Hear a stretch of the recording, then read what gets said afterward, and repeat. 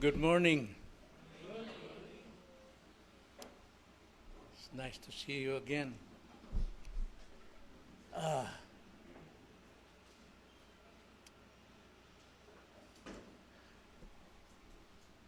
Bago po ma-hospital si Mama, madalis kaming mag-usap ng masinsinan. Nang sabi ko, Mama, titigil mo na ako sa pangangaral. Hindi ako tanggap ng tao. Ang sabi niya, Papa, diyan ka tinawag. Diyan tayo nabuhay. Diyan tayo naligtas. Diyan din sa pangangaral mo naunawaan ng mga tao ang Ebanghelyo. At sa pangangaral mo, natuto silang sumampalataya sa Panginoon. Kailangan pa sila lumago. Sabi ko, titigil mo na ako pansamantala. Kaya humingi ako ng bakasyon kay Pastor Raji at sa mga deacons. At itong bago siya dalhin sa ospital, yun na naman usapan namin. Titigil mo na ako sa pangangaral. Sabi mo, Papa, hanggang kamatayan magpipreach ka. Kahit sa pulpito, abutan ka ng kamatayan.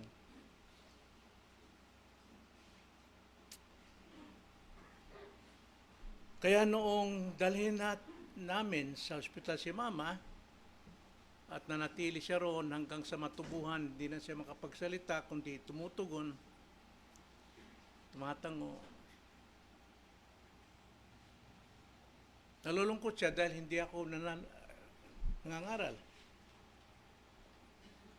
Pero nung last Sunday,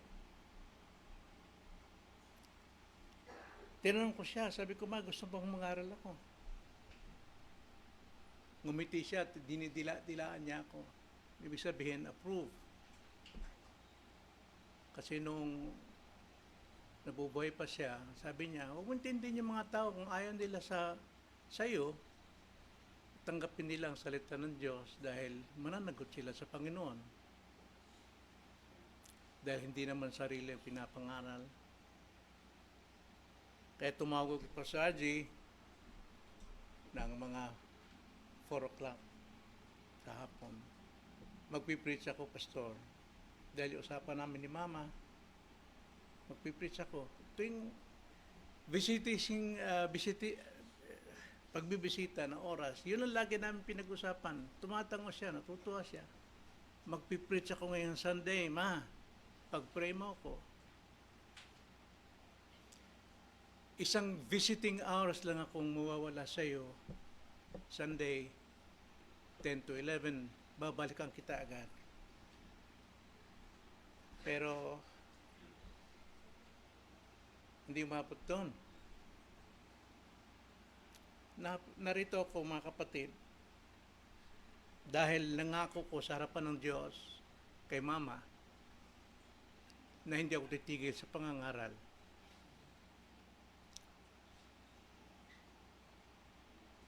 Hindi ako titigil hanggang sa kamatayan. Hindi ko ito gagawin bilang pangako sa aking asawa, kundi pangako sa Diyos, sapagkat ang Diyos ang nakakarinig ng aming pag-uusap na pangako. Ialay ko lang kay Mama itong pangangaral ko.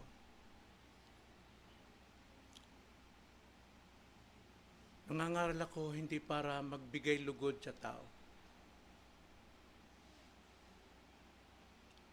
Hindi para maghanap ng paghanga ng tao. Kundi mangangaral ako dahil ito'y utos sa akin ng Panginoon sa pagkakatawag sa akin. Ayaw ko mag-please ng sinumang tao. Either magustuhan nila ang aking ugali, pangangaral, boses o hindi. ipapangaral ko ang salita ng Diyos. I don't please anybody or somebody. Piplease ko ang Panginoon na tumawag sa atin. Kaya ngayong umaga, habang naghahanda ako itong whole week, ano ba ang kailangan ng iglesia? Sapagkat yun ang dapat maging tanong ng isang pastor. Ano ang kailangan ng iglesia na lumago, na maligtas, na tumibay sa panampalataya at hindi pagbibigay lugod sa mga tao kung anong gusto nilang marinig? At katunayan, ito ang pinakalayunin ng Diyos sa lahat sa atin, na tayo ay lumago sa pagkakilala sa ating Panginoon. At ito rin, ang pinag-aralan ko, gaano ba na natin kakilalang Panginoon? Marahil kilala natin ang Panginoon dahil tayo naligtas, sumampalataya tayo. Pero hindi sapat ang maligtas, kundi kailangan tayong lumago sa pagkakilala sa Panginoon, sapagkat itong kanyang layunin na tayo ay maging banal, na may harap ni Kristo sa Diyos na walang kapintasan at walang mantsa. Katunayan, ito ang pinakalayunin ng Diyos sa pagkakatawag sa atin na hindi lamang maligtas, kundi ang lumago sa pagkakilala sa Panginoong Hesukristo. Yan pong nilalaman ng buong Biblia. At nais kong basahin muna ang mga salita ni Apostol Pedro bago siya lumisan, bago siya kunin ng Panginoon. At ito ang kanyang paalala tungkol sa pinakalayunin ng Diyos sa ating lahat bilang mananampalataya. Gusto kong basahin ang dalawang bahagi ng kanyang sulat sa 2 Peter chapter 1 verse 8 and 2 Peter chapter 3 verse 18. Ganito po ang pagkakasabi ni Apostol Pedro sa mga Kristiyanong nagdurusa, nagliliyab na pagsubok sa buhay bilang mananampalataya. Ganito ang kanyang sabi, 2 Peter chapter 1 verse 8, sapagkat kung ang mga bagay na ito ay nasa inyo at dumarami, hindi kayo magiging mga walang saysay o mga walang bunga sa pagkakilala sa ating Panginoong Hesukristo. Ang tinutukoy dito na dapat dumadami sa atin upang lumago tayo sa pagkakilala sa Panginoon ay ang ating panampalataya. Karugtong nito ay ang pag-ibig, karugtong ng pag-ibig ay kapayapaan at so on and so forth. 2 Peter chapter 3 verse 18, ang sabi niya, subalit lumago kayo sa biyaya at sa pagkakilala sa ating Panginoon. Hindi pwedeng magkahiwalay yung paglago sa biyaya at paglago sa pagkakilala sa ating Panginoon. Ang sabi ni Pedro, subalit lumago kayo sa biyaya at sa pagkakilala sa ating Panginoon at tagapagligtas na si Jesucristo. Sumakanya nawa ang kaluwalhatian ngayon at hanggang sa araw ng walang hanggan. Amen. So ito po isa sa pinakalayunin ng Diyos na dapat mangyari sa buhay natin, na lumago tayo sa pananampalataya. At alam natin, sa ating kalaguang pananampalataya, hindi ito batay sa kwentuhan, batay sa ating haba ng pagiging Kristiyano, kundi ang sabi, Romans 10:17, na tayo dapat lumago sa pananampalataya sa pamamagitan ng pakikinig at pakikinig at pakikinig ng salita ni Kristo. Sapagkat sa pamamagitan ng pangangaral ng salita ni Kristo, nakikilala natin siya. At dahil nakikilala natin siya, kasabay dito ang pagbabago ng ating buhay at pangungugali. Sa ngayon, hindi pa ito gaanong makita sa atin sapagkat mayroon pa tayong kinikilingan sa ating sarili at hindi pa natin lubusang kilala ang Panginoon. Kaya nais kong simulan ang pag-aaral na ito bilang unang leksyon mula sa aklat ng Genesis. At ito'y pinamagatang ko ang unang sinag ng pag-asa. Ano ang dapat nating malaman at paano natin makilala si Kristo sa unang sinag ng pag-asa? Buksan natin ang ating mga Biblia sa Genesis chapter 3, verse 14 or 15. Pero babasahin natin ang verse 14 upang maunawaan natin ang pananalita, sino ang kausap dito ng Diyos. Ganito po ang pagkakasabi sa verse 14. Sinabi ng Panginoong Diyos sa ahas, ang ahas palang kausap dito ng Panginoon, sapagkat ginawa mo ito, yung po yung pandaraya kay Adan at kay Eva, ay isinumpa ka ng higit sa lahat ng hayop at ng higit sa bawat mailap na hayop sa parang ang iyong tiyan ang ipanggagapang mo at alabok ang iyong kakainin sa lahat ng mga araw. Yan po ang sabi sa verse 15, maglalagay ako sa iyo at sa babae ng pagkapuot sa isa't isa. At sa iyong binhi at sa kanyang binhi, ito ang dudurog ng iyong ulo at ikaw ang dudurog ng kanyang sakong. So ito pong talatang ito, mga kapatid, ay tinawag po itong unang sinag ng liwanag. O sa ibang salita, ang unang mabuting balita ng kaligtasan. Sa Griego, proto-evangelium. Proto means first. Evangelium means gospel. The first good news of salvation. Bagong lahat, tayo muna ay manalangin. Opo, Panginoon, napakarami po naming dapat malaman upang makilala namin ang aming tagapagligtas. Sapagkat sa aming pong paglago sa pananampalataya, dito kami tumitibay at dito kami nakapapamamuhay ng may kabanalan sa pagsunod sa iyong kalooban. Marami na kaming alam sa pagkakilala sa aming Panginoon, ngunit nais naming simulan ito sa iyo pong banal na kasulatan sa aklat ng Genesis. Tulungan niyo kami na magkaroon kami ng pagtsatsagang pakinggan ang iyong mga salita, sapagkat dito lamang at tanging dito lamang lumalago ang aming pagtitiwala, ang aming pagkakilala o pananampalataya sa inyo upang kami maging matatag sa buhay na ito. Ito ang aming dalangin sa pangalan ng Panginoong Hesus. Amen.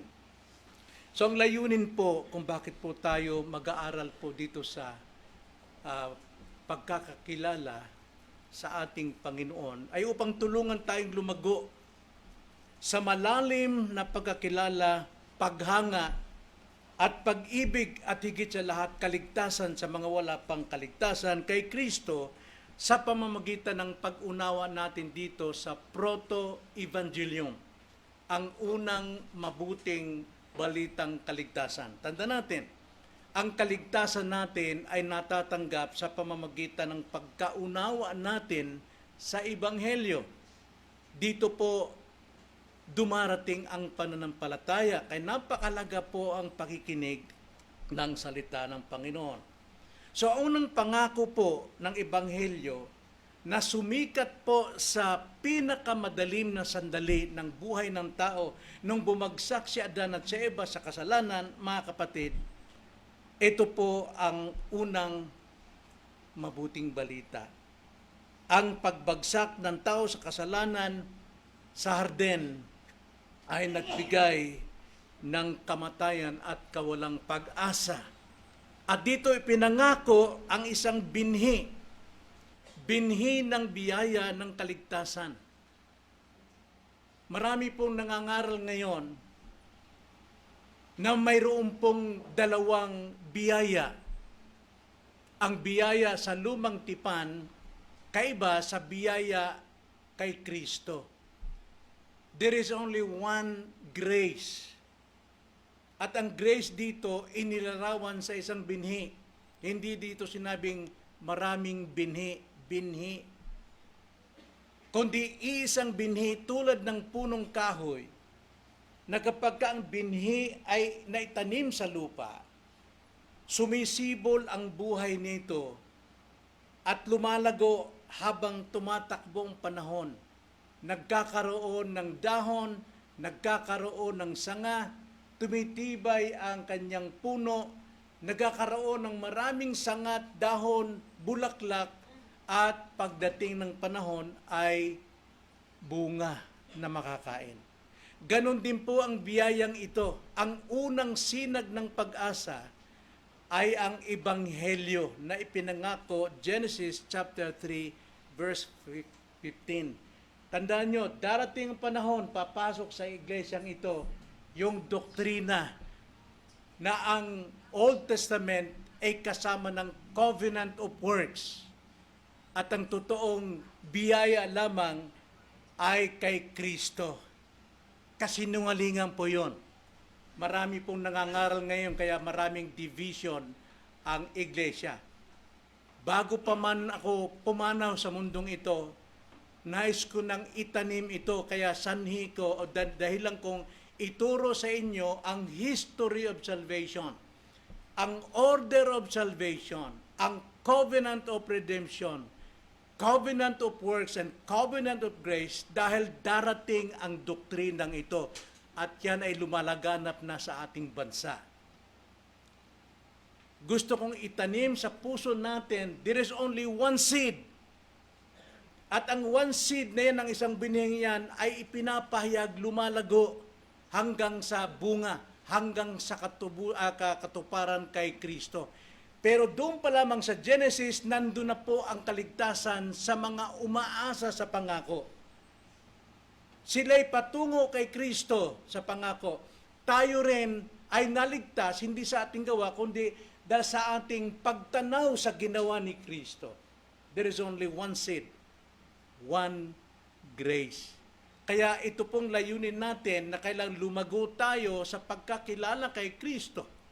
Sapagkat ito ang pinakalayunin ng ating Diyos na tayo lumago, sapagkat marami pong mga bulaang nangangaral, mismong mga kapatid nating reform, nagtuturo ng ganitong aral na nagkakagulo o gumugulo sa iglesia.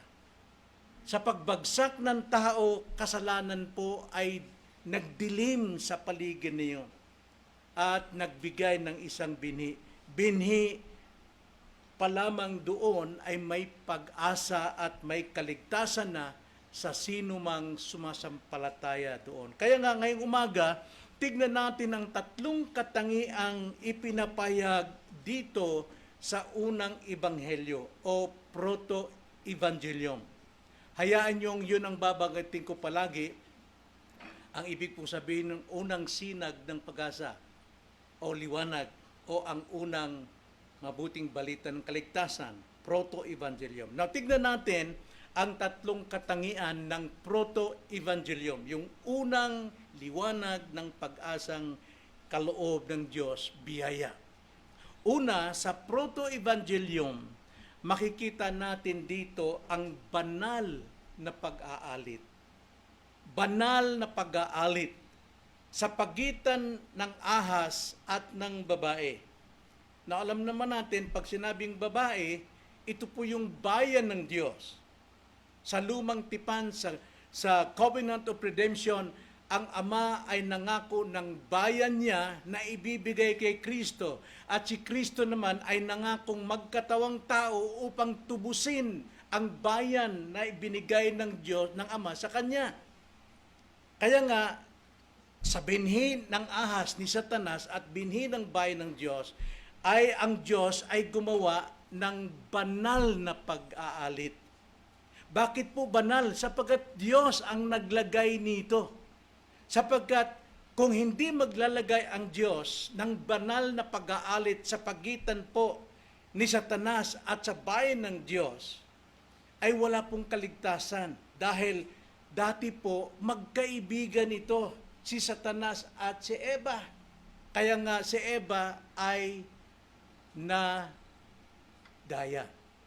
Kaya ang Diyos nagbigay ng banal sa pagitan nito, yun yung unang ebanghelyo, ang pag-asa ng kaligtasan. Sapagkat wala pong kaligtasan sa mga taong nasa kasalanan. Sila'y nasa sumpa ng kasalanan patungo po sa dagat-dagatang apoy. So dito itinatag ng Diyos ang pagliligtas sa pagitan ng kasalanan. Hindi tayo naligtas dahil sa ating mabubuting gawa. Hindi tayo naligtas dahil tayo may magandang relihiyon. Hindi tayo naligtas dahil mataas ang ating antas. Tayo po'y naligtas dahil ang Diyos ang nagbigay ng kaligtasan sa gitna ng ating pagkakasala. Kaya ang unang hakbang ng paglago kay Kristo sa ating pag-aaral ay ang pag-uunawa na ang kaligtasan ay inihanda ng Diyos at hindi ng sino mang tao. Hindi ng sino mang tao, kundi ito'y inihanda ng Diyos dahil ang tao ay bumagsak.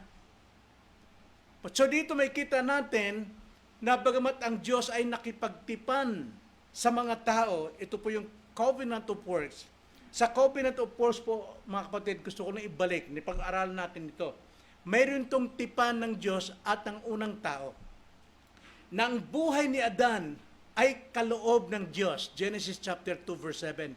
Hininga sa ilong ang hininga ng buhay. Galing sa Diyos. At para manatili itong buhay na ito at makamtan ang pinakasukdulang buhay na walang hanggan, kailangan silang tumupad sa gawa ng perpekto habang panahon. Yun po ang Covenant of Works binigay ng Panginoon. Adan, para mapanatili sa iyo ang buhay na yan na hanggang sa buhay na walang hanggan, sundin mo ako sa lahat ng kalooban ko.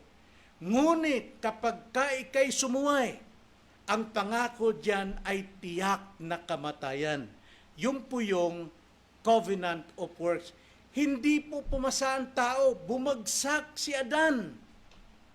Ngayon, wala pong pag-asa ang tao. Kailangan dito ang Diyos ay gumawa ng pagitan ng pag-aalit upang pumasok ang Ebanghelyo, ang grasya, si Jesus. Si Jesus ay Diyos. Pero pinangako niya, nagkatawang tao siya upang siya'y maging pangalawang Adan. Taglay niya lahat ang katangian ni Adan, ang kahinaan ng laman at lahat. Pero si Jesus ang umako ng lahat ng tukso hanggang kamatayan sa krus, hindi nagkasala si Kristo. Kaya nga si Kristo ang tagatubos natin sapagkat si Kristo ang pumalit kay Adan na bigo. At ang lahat ng mga taong na kay Adan pa at wala kay Kristo, sila'y walang buhay na walang hanggan. Kaya nga, doon pa lamang sa pagbabagsak, gumawa ang Diyos ng banal na alitan upang maging sa ating panahon ngayon ay hindi natin kaibigan ang anumang kasalanan. Hindi natin dapat kaibiganin ang pagsisinungaling. Alam nyo, pag sinabi kong kasalanan, agree tayo lahat eh. Pero once aki pong dinitalye ang mga kasalanan ito, magagalat kayo sa akin. Sapagkat ano pong kasalanan yun na dapat tayong wag umibig doon? Yung iyong pagsisinungaling, yung iyong pandaraya, yung iyong pangangalan yung iyong kalaswaang pagtingin, yung iyong panonood sa social media, yung inyong pag-Facebook na kalaban sa Diyos, gumagamit ka ng bersikulo para lamang ipagtanggol ang inyong sarili. Yan po ay kaaway natin. Kaya marami nagagalit kapag ipinipreach yung kasalanan. Pero in general, kayo ay makasalanan. Lahat tayo, oo. Pero once natumbok ang kasalanan na sa'yo, magagalit ka sa preacher. Maraming preacher ang nagbibigay lugod sa tao. Gine-generalize. Hindi ini-specify detalye kung anong dapat nilang iwasan.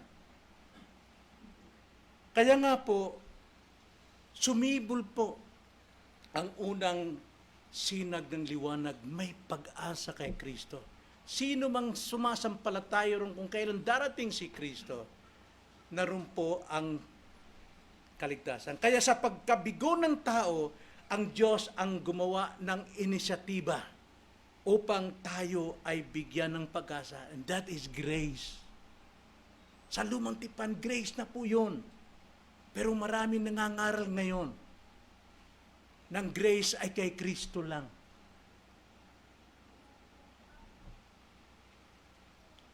Kaya bago pa man hatulan ng Diyos ang ahas, nagbitaw na agad siya ng pangako ng pag-asa sa mga tao. Kaya ano pong aral sa paglago natin? Anong dapat nating maunawaan sa unang ebanghelyo? Ang dapat unawaan dito, hindi natin hinanap ang Diyos. Marami pong nagsasabi, hinahanap ko ang Diyos. Nagpunta ako sa bundok ng Trililing, nagbundok ko sa Banahaw, pero hanapin ko Diyos. No! Hindi po tayo ang naghahanap sa Diyos sapagkat tayo patay sa kasalanan, kundi ang Diyos, siya mismo ang unang kumilos upang sirain ang pagkakaisa ng tao sa kasalanan. Sirain ng Diyos ang ating pagmamahal sa kasalanan. Kinakampihan natin yung mali. Kinakampihan natin ang mapagmataas. And that is sin. Kaya nga ang Diyos ang siyang naglagay sa atin ng banal na pag-aalit. Banal ito dahil Diyos ang may gawa at Diyos ang may layunin. Kaya nga, tanda natin, hindi tao ang naghanap sa Diyos, kundi ang Diyos ang unang kumilos upang sirain ang pagkakaisa ng tao sa kasalanan sa pamamagitan ng banal na alitan. Sabi ng Panginoon kay Satanas, pag-aalitin ko ikaw at ang babae. So ang banal na pag-aalit laban sa kasamaan ay isang malalim na alitang itinanim ng Diyos sa pagitan ng binhi ng babae ng Diyos at ni Satanas. At humantong ito sa binhi ng babae na si Kristo at binhi ni Satanas ang sanlibutan. Ang bayan ng Diyos ay kanyang iniligtas. Mayroon pong alitan sa bayan ni Satanas, walang iba kundi ang sanlibutan. Ito yung alitang inilagay ng Diyos at hindi pagkakaibigan.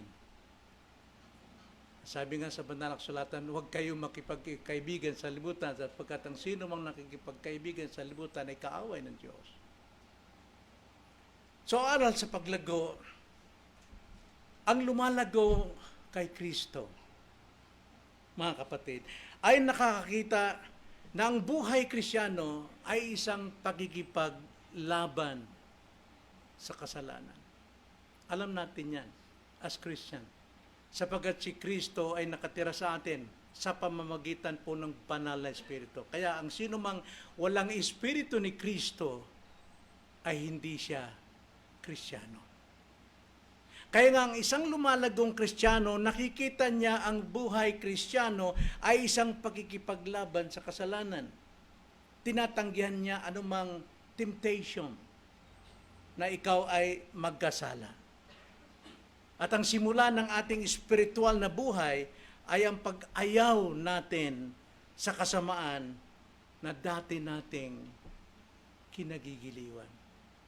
Sumasaw-saw tayo sa kasalanan. Akala natin, kumikita tayo, yumayaman tayo, nakikilala tayo dahil bunga ng ating pakikipagkaibigan sa sanlibutan at sa kasalanan.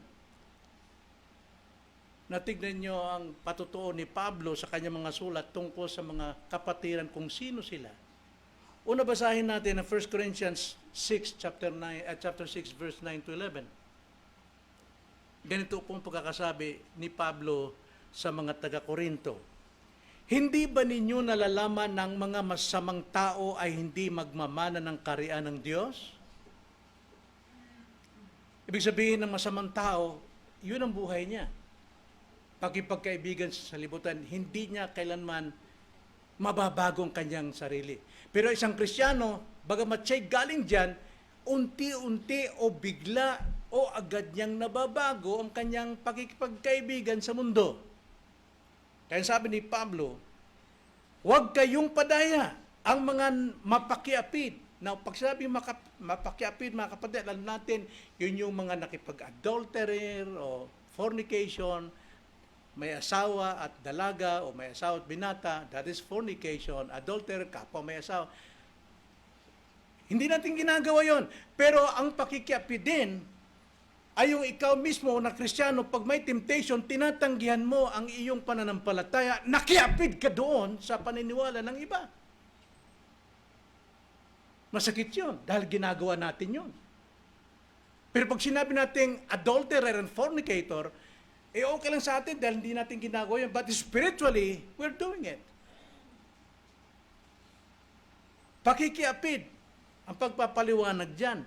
Mga sumasamba sa Diyos-Diyosan. Wala tayong ribulto sa bahay, pero sarili natin, dapat masunod. Ako ang Diyos sa aking sarili. So you're worshiping yourself. Ayaw mong sumamba dahil meron kang ganito, ay may katwiran ganito. So, sumasamba ka sa Diyos-Diyosan. Yun ang buhay natin before. Mga ngalunya, mga binabae, mga bakla, tomboy, mga nakikiapid sa kapwa lalaki, mga magnanakaw, masasakim, mga maglalasing. So, kung i-detalye natin, bawat kasalanan ito, sapul tayo. Sapul tayong lahat. Magagalit kayo sa preacher. Mas maigi pa si ganitong, ganda, pasarap pakinggan. Panlalagay lang yung kasalanan lagi. Bakit tayo dapat makinig ng pangangaral upang tayo maligtas? Sapagkat tayo po'y lumalangoy sa mundong ito ng kasalanan. At hindi ka mamansahan. Maligo ka man ng 10 beses sa umaga, paglabas mo, may alikabok na agad ang sapatos mo. Ganon din ang kasalanan sa mundong ito. Kahit magpakabanal ka, maambunan ka pa rin ng alikabok, kaya dapat laging may paghuhugas ng salita ng Diyos. Kaya sabi sa verse 11, at ganyan ang mga ilan sa inyo noon. Subalit nahugasan na kayo. Ginawa na kayong banal. At inaring ganap na kayo sa pangalan ng Panginoong Hesukristo at sa Espiritu ng ating Diyos. Kaya kailangan nating lumago sa pagkakilala sa Panginoon, sapagkat habang nakikilala natin ang Panginoon, lahat tayo po'y nagkakaroon ng pagmamahal sa Kanya na sundin siya. Mahal ko asawa ko, kaya sinusunod ko siya. Kahit hindi ko gusto yung pinipilit niya, dahil pinilit niya, mahal ko siya eh. Mahal natin ang Panginoon. Ipinipilit ng Panginoon yung gusto niya sa ating buhay, laban at kontra sa atin. Pero dahil minamahal natin, dahil Kristiyano ka, nasa iyong tendensiya talagang sundin siya dahil mahal siya. Galatians chapter 5 verse 19 to 21. Ngayon ay hayag ang mga gawa ng laman. Ang mga ito ay pakikiapid. Marami akong narinig ng mga kababaihan, hindi lang kalalakihan, na gusto nilang magkaroon ng maraming boyfriend, magkaroon ng girlfriend. Kasi daw sikat sila. That is pakikiapid. Kung ikaw ay makipag-boyfriend, number 1 na layunin nyo ay magpakasal. Huwag nyong hayaang magbukas kayo ng pinto kay Satanas para sa tukso. Marahil masaya ka, marami kang boyfriend, at may boyfriend nagmamahal sa iyo, pinangga ka kaayo. Pero kung tumitingin ka pa sa iba, you're disobeying God. Karumihan. Sabi niya, kahalayan, pagsamba sa Diyos-Diyosan, pangkukulam, alitan. Buhay na buhay sa atin to, alitan eh. At tumatayo bilang Kristiyano. Nagsasalita tayo bilang Kristiyano. Nagpupuri tayo sa Diyos na bilang Kristiyano, pero may alitan. May pagkakampi-kampi, may pagkabahabahagi. May pagkainggit, paglalasing, kalayawan at mga katulad nito. Binabalaan ko kayo, gaya ng aking pagbabalaan nung una sa inyo, na ang mga gumagawa ng gayong mga bagay ay hindi nagmamana ng kariyan. Yung gumagawa diyan is continuing action. Ibig sabihin, tuloy-tuloy mong ginagawa ito. Kung yun ang ugali mo, ay sabihin ko sa iyo, hindi ka Kristiyano. Sapagkat ang Kristiyano, mayroong Espiritu ni Kristo. Ephesians 2:1 to 3. Kayo nooy mga patay sa inyong pagsalangsang at mga kasalanan. Tayo po'y patay sa pagre-rebelde sa Diyos. Trespassing po ito, pagsalangsang. Nilalabag natin yung bawal. Pinapasok natin yung may pag-aari ng iba. Pagsalangsang laban sa Diyos, yung ayaw ng Diyos sa ating ginagawa natin. Tayo po'y sumasalangsang sa Kanya at tayo po'y gumagawa ng kasalanan, yung ating pong regular, daily, actual sins.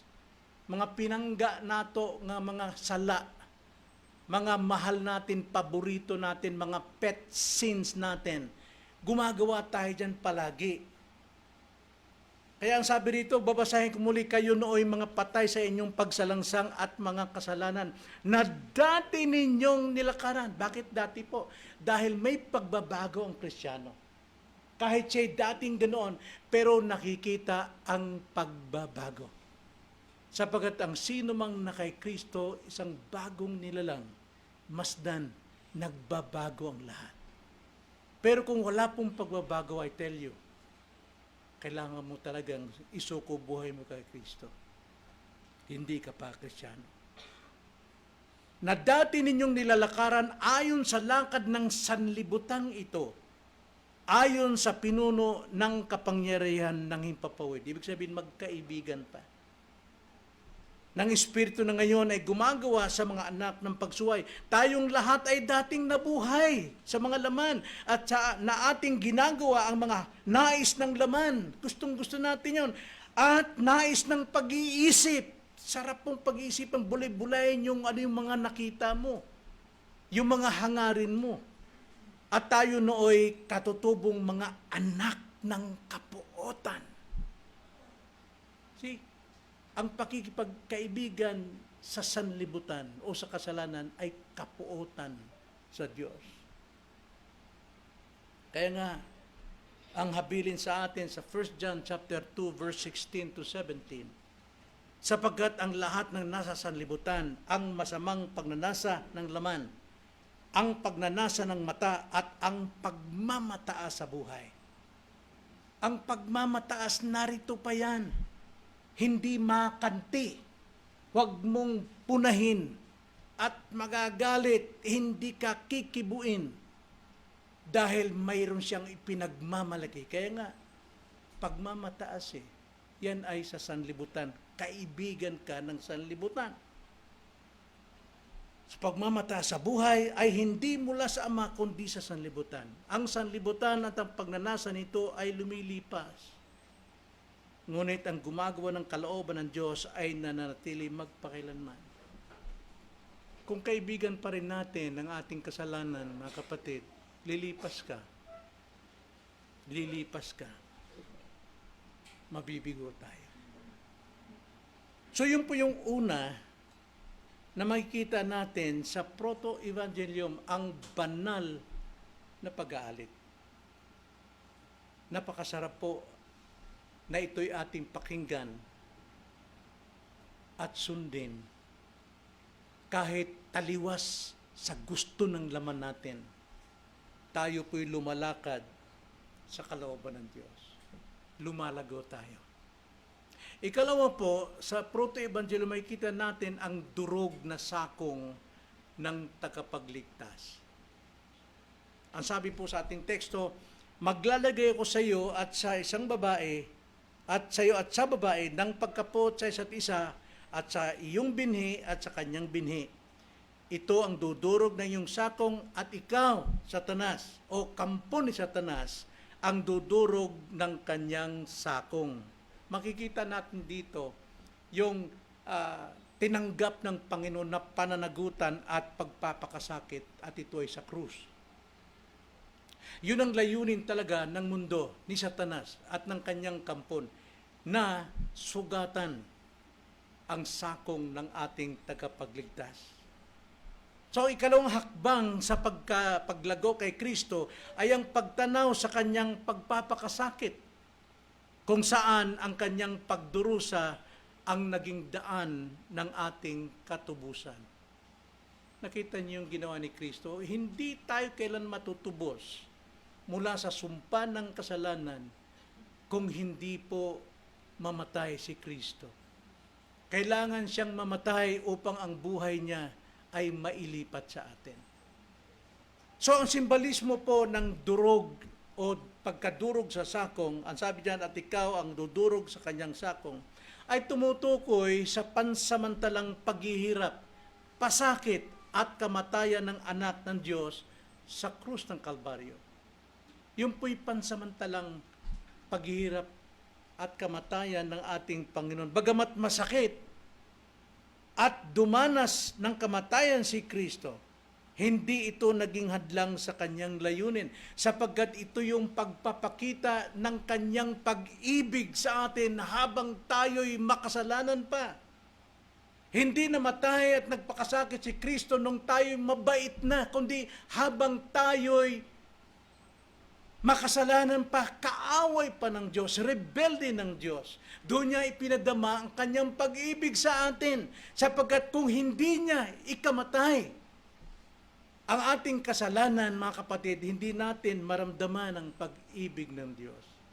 Kaya naman, dahil tayo po'y kinamatayan sa ating kasalanan, sa ating past, present, and future, gaano lang yung mag-confess tayo ng ating kasalanan? And God will forgive us. He is faithful and just to forgive us and cleanse us from all unrighteous deeds o sa mga consequences. Pero ang hirap pong humingi ng forgiveness ngayon. Isang dahilan lang yon, kaibigan mong kasalanan. Hindi po dapat natin tignang mahirap ang humingi ng forgiveness. Bakit po? Si Kristo ang nagdusa para tayo tubusin dito. Tapos babaliwalain natin ang kanyang pagdurusa para sa iyo. Kung sinasabi mong ikaw ay tinubos niya, bakit hindi ka makapagpatawad? Ito'y kusang pag-ako ng hatol para sa atin ni Kristo. Wala siyang question. Hindi siya lumaban. Dahil ito lamang ang tanging paraan upang tayo'y malinis sa minana nating kasalanan mula kay Adan. Hinayaan ni Kristo na masugatan siya upang ang sugat ng kanyang kamatayan ay nararapat sa atin, na dapat narapat siya, yun ang siyang magbigay ng kagalingan sa ating kasalanan. Kaya, sa kalaguan mga kapatid, habang lumalago tayo, lalo nating naunawaan ang lalim ng pag-ibig ni Kristo.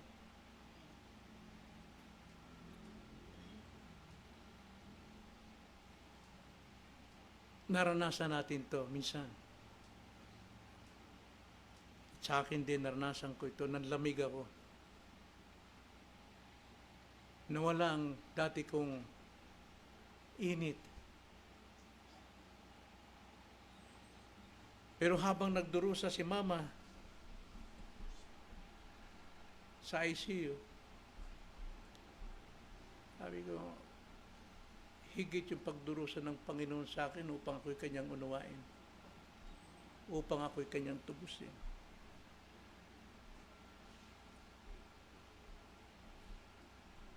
Ang sugat ng ating Panginoon ang siyang nagdala sa atin ng kagalingan. At pinakita niya ito habang tayo makasalanan pa. Habang tayo nagkakasala ngayon, matigas ang puso natin, ang pag-ibig ng Diyos ay laging sariwa sa atin. That if we confess our sins, He is faithful and just to forgive us. Kaya sa pamagitan ng pag-ako natin, pagdepende sa ginawa ng pagpapatawad sa atin ni Kristo, lumalago po ang ating pagkakilala sa Kanya. Ginagawa natin ito ng aktwal, hindi bukang bibig. Kunding kalungkutan natin dahil sa ating mga gawang kasalanan at iniisip natin kung paano tayo pinatawad ni Kristo, ito yung nagpapalago ng ating buhay spiritual. At pangatlo, mga kapatid, lastly, sa proto-evangelyo makikita natin ang ganap na pagtagumpay o pananagumpay ng ating tagapagligtas, ating Savior. Muli kong basahin ang ating teksto. Ang sabi ng Panginoon kay Satanas, maglalagay ako sa iyo at sa babae ng pagkapuot sa isa't isa, at sa iyong binhi at sa kanyang binhi. Binhi ni Satanas ang siyang dumurog sa binhi ng babae. Kaya sabi ito ang dudurog ng iyong ulo. Dito po may kita natin ang pagtatapos ng kapangyarihan ng kadiliman. Akala nitong binhi ni Satanas, nanalo na sila'y nagtagumpay sapagkat sinugatan nila, pinatay nila at nalibing si Kristo. Tapos na sila ay panalo na. Ngunit yun po ang layunin ng Diyos na sa pamamagitan ng pagdurog sa kanyang sakong o sa kanyang kamatayan na hindi naman talaga mamamatay ang Diyos, ang siyang dudurog sa ulo ni Satanas. Ganap na pagkatalo. Kaya nga ang hatol dito ay lubos na pagkapuksa. Mga kapatid, lubos na pagkapuksa. Itong si Satanas na ito ang dudurog ng iyong ulo. Kung ang nasugatang sakong ay tumutukoy sa krus, ang pagdurog ng ulo ng ahas ay tumutukoy sa ganap, permanente at walang tangkang pagkalupig ng kapangyarihan ni Satanas sa pamagitan ng muling pagkabuhay ni Kristo. Nagtagumpay ng Panginoon at tayong mga mananampalataya sa Kanya, we are more than conqueror. Sapagat imbis na tayo ang mamatay sa krus, ay may namatay para sa atin. Kinongker niya ang death, pero tayo wala tayong ginawa, tayo yung more than conqueror. Kaya bakit natin mahalin ang sanlibutan? Yung gusto nito na sumisira sa ating pamilya, sumisira sa gobyerno, sumisira sa iglesia. Ang ulo po, alam naman natin ito'y sentro ng lakas at buhay ng ahas. Kaya paano natin pinapatay ang ahas? Sa ulo talaga. Dinudurog natin dahil pagka tinaga natin katawan, babalikan ka ng ulo. Lalo pang magwawala, mabangis. Kaya nga ang sabi ng banal na kasulatan, ulo talaga ang dinurog dito. So ang katiyakan ng tagumpay ng mananampalataya ay ayon sa pagkadurog ng Panginoon sa ulo ni Satanas. Kay Kristo, ang labanan ay panalo na. Winasak na niya ang mga gawa ng dyablo. Kaya nga, kung tayo po ay nakikipagkaibigan pa sa binhi ng ahas o ng sanlibutan o ng kasalanan, tanda natin, 1 John 3:8, ganito po ang pagkakasabi. Ang patuloy na gumagawa ng kasalanan ay sa dyablo. Sapagkat buhat pa ng pasimula ay nagkakasala ng dyablo dahil dito nahayag ang anak ng Diyos upang wasakin ang mga gawa ng dyablo. The one who practices sin is of the devil. For the devil has sinned from the beginning. The Son of God appeared for His purpose to destroy the works of the devil. Lubos po ang ating pananagumpay. Dahil ang Panginoon ang siyang gumawa nito. Kailangan lang natin is to confess. So dito ang paglago po, makikita natin na ang isang mananampalatayang lumalago sa pagkakilala kay Kristo ay hindi na namumuhay sa takot, sa kasalanan o kamatayan. Alam niyang siya ay nagtatagumpay, continuing. Bumagsak ka man pero nagtatagumpay pa rin, babangon pa rin. Sapagkat yung pong ginawa ni Kristong katubusan sa atin, ito yung kapangyarihan para ating durugin ang natitirang ulo ni Satanas. Tayo, bangon. Nagkamali ka, confess. Tayo, bangon. Nagkamali, tayo, confess. Bangon. Dahil tayo ay more than conqueror. Alam niyang siya nagtatagumpay na dahil sa tagapagligtas na dumurog sa ulo ni Satanas. Sa simula pa lamang at nagpatunay nito sa walang o nagpapatuloy ito hanggang sa walang hanggan. Kaya nga mga kapatid, sa ating pong pagtatapos, Genesis chapter 3 verse 15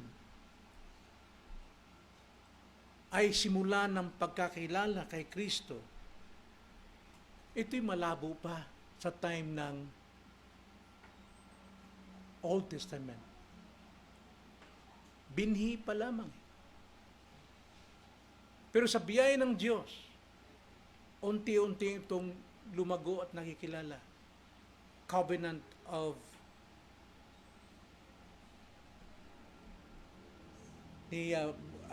si Adamic Covenant, nagsimula yung grace. Then, Noahic Covenant, Abrahamic Covenant, Mosaic Covenant, Davidic Covenant, and New Covenant in Christ. Makita natin, doon pa lamang, lahat po ng mga makasalanan may kaligtasan na dahil sa pananampalataya sa pangako. Yung kanilang mga kasalanan ay dinadaan nila sa sakripisyo. Ang sakripisyo po, mga kapatid, ay biyaya din ng Diyos. Paano natin masabi? Yung kautusan, biyaya ng Diyos. Bakit po? Salita ng Diyos ang nagtuturo sa atin kung paano tayo sumamba sa Diyos na banal at kung paano tayo magiging banal taliwas sa buhay ng mga hindi mananampalataya. That is grace. Grace yun na maunawaan natin ang kalooban ng Diyos kung paano tayo mamuhay. Sapagkat yung mga taga-Israelita, ibinigay sa kanila ang kautusan nung sila'y naligtas na mula sa Ehipto. The same with us. Tayo po'y tinawag sa Ebanghelyo at sa pamamagitan ng Ebanghelyo, tayo po'y pinapaliwanagan ng kaligtasan natin ay kay Kristo. Kaya tayo po ay nakikinig ng salita ng Diyos.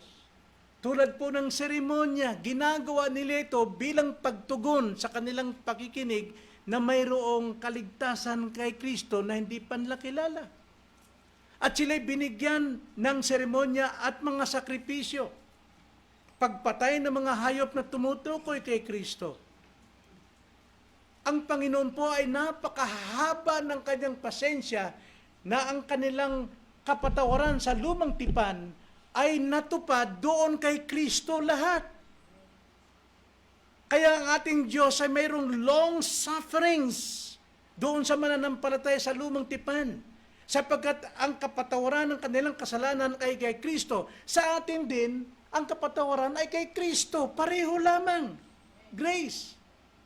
Ngayon, yung sakripisyo, yung pag-aalay ng hayop, pagwisik ng dugo, tumutukoy ito kay Kristo. Ginagawa nila ito dahil sumasampalataya sila na sa pamagitan ng utos ng Panginoon na biyaya na gawin nila upang sila'y mapatawad. Tayo naman, hindi na tayo mag-aalay ng hayop sapagkat si Kristo nang gumawa. Ang ating sakripisyo na ating pong inihandog everyday, daily in our life is repentance and acceptance. Yun yung pinakasakripisyo natin. Pero ayaw natin magsakripisyo tulad ng mga Israelita noong unang panahon. Nagsasakripisyo sila na walang pananampalataya kay Jesus kaya hindi sila napapatawad. O kaya ayaw nilang magsakripisyo, nakakapagod na.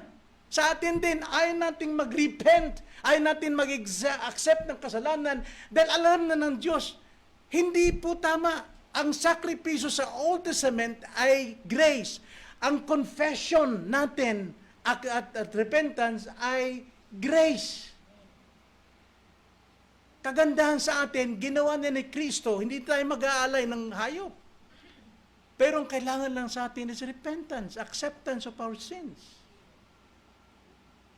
Kaya ang Genesis chapter 3 verse 15, kalaguan dito mga kapatid sa ating buhay, matuto na tayong sumampalataya at magsisi ng ating kasalanan bilang sacrifice offering sa Diyos.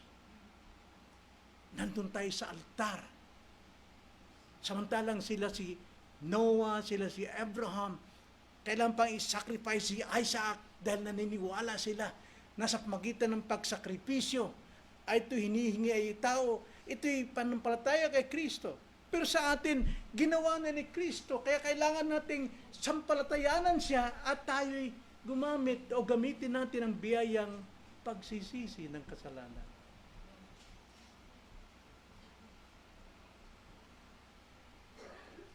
Tayo naligtas sa biyaya ng Diyos. The same with the people in the Old Testament. Hindi po yun covenant of works na nagsasakripisyo sila.